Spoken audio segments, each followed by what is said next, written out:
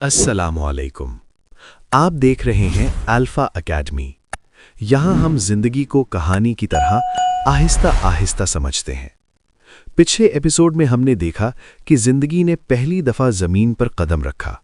Plants आए, arthropods आए और जमीन धीरे धीरे रहने के काबिल बनने लगी। लेकिन ये सिर्फ शुरुआत थी।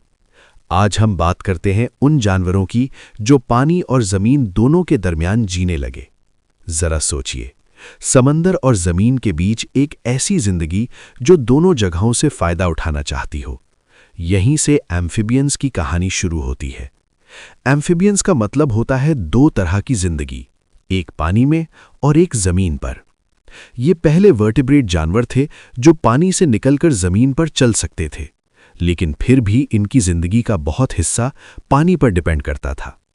इनके एंसेस्टर्स मछली जैसे जानवर थे। उनके पास फिन्स थीं, उनके पास गिल्स थीं और पानी में रहना उनके लिए आसान था।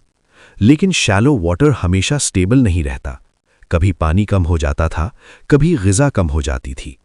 ऐसे हालात में जो जानवर थोड़ी देर पानी के बाहर रह सके वो सरवाइव कर गए।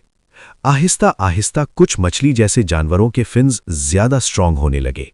उन्होंने अपना वजन पानी के बाहर संभालना सीखा। उनके जिस्म में लंग्स जैसे स्ट्रक्चर्स डेवलप होने लगे। अब वो हवा से भी ऑक्सीजन लेने लगे।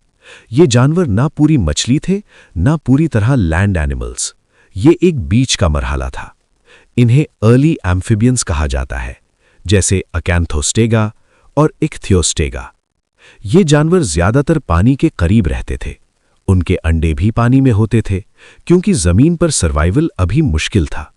जमीन पर धूप ज्यादा थी, सूखापन था और प्रोटेक्शन कम थी। इसलिए एम्फिबियंस पानी के बगैर ज्यादा देर जिंदा नहीं रह सकते। लेकिन ये स्टेज बहुत अहम था। यहीं पर जिंदगी ने पहली दफा आर्म्स और लेग्स का प्रॉपर यूज सीखा। यहीं पर बैकबोन का रोल और ज्यादा क्लियर हुआ। यहीं से जमीन पर चलने वाली जिंदगी की बुनियाद पड़ी।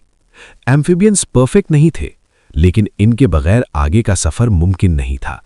और अब एक नया सवाल पैदा होता है। अगर जिंदगी जमीन पर चलना सीख गई, अगर लंग्स का यूज शुरू हो गया, अगर बैकबोन स्ट्रांग हो गई, तो फिर कौन सा जानवर था जो पानी से बिल्कुल आजाद हो गया? कौन सा जानवर था जो अपने अंडे भी जमीन पर देने लगा? इसी सवाल का जवाब हम अगले एपिसोड में ढूंढेंगे, जहां बात होगी रेप्टाइल्स की। अल्फा एकेडमी, जहां कहानी सिर्फ सुनाई नहीं जाती, समझाई जाती है।